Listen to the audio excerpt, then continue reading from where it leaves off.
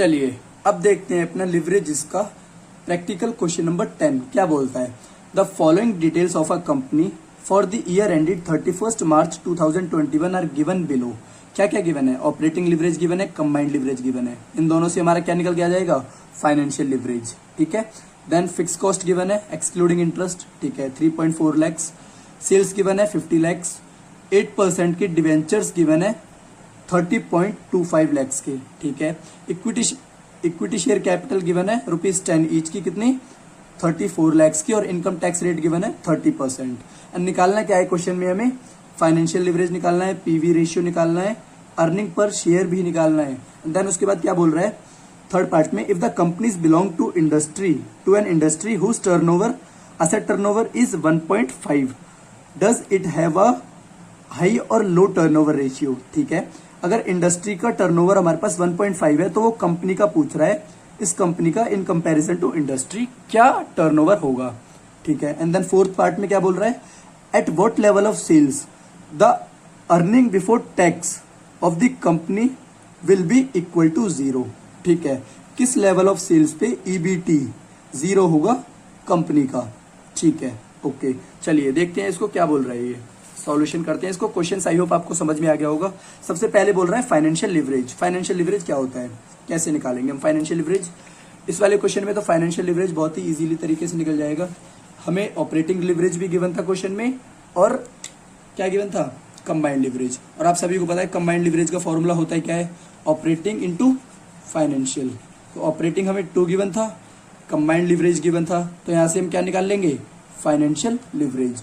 Financial leverage क्या निकल के आ जाएगा हमारे पास यहाँ पे? 1.25, एकदम सिंपल। ठीक है।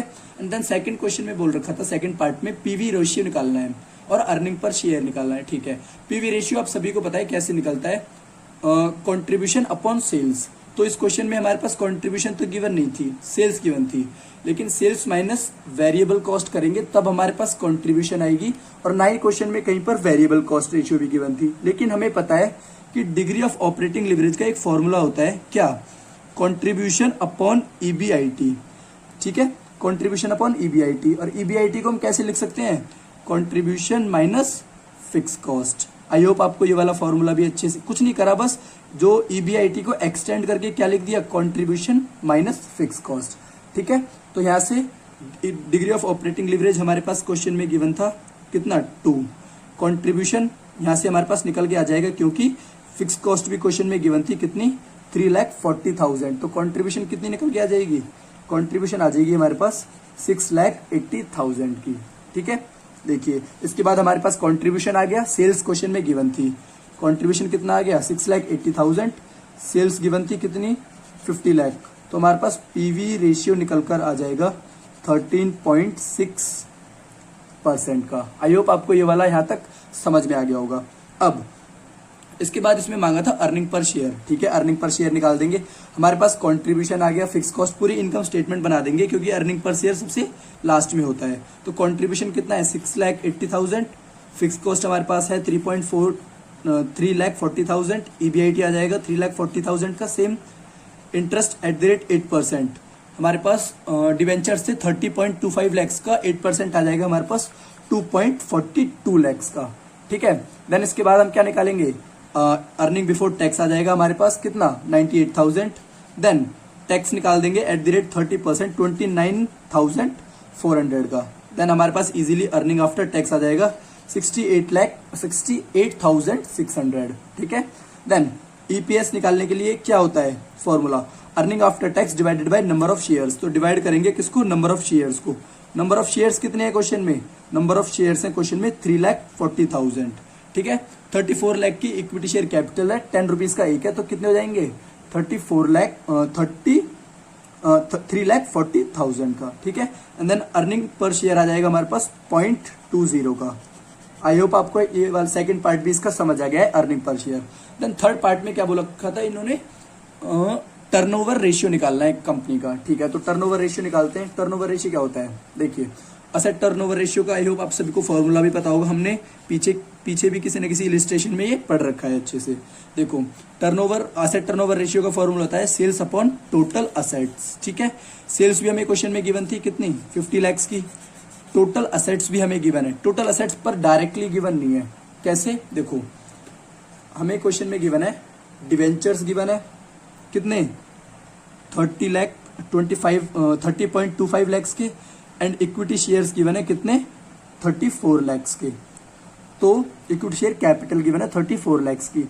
तो हमारी लाइबिलिटी साइड अब सभी को पता है, इक्विटी लाइबिलिटी साइड हमारी असेट्स के इक्वल होती है, और यहाँ पर इनके अलावा कोई और लाइबिलिटी भी नहीं है। ठीक है, तो ये दोनों लाइबिलिटी कितनी हो जाएंगी 34 प्लस 30.25 इक्वल टू, ये हो जाएगी हमारे पास 64.25 लैक्स की total liabilities, which is equal to total assets. तो टोटल असेट्स कितनी हो जाएंगी हमारे पास यहाँ पर 64,25,000।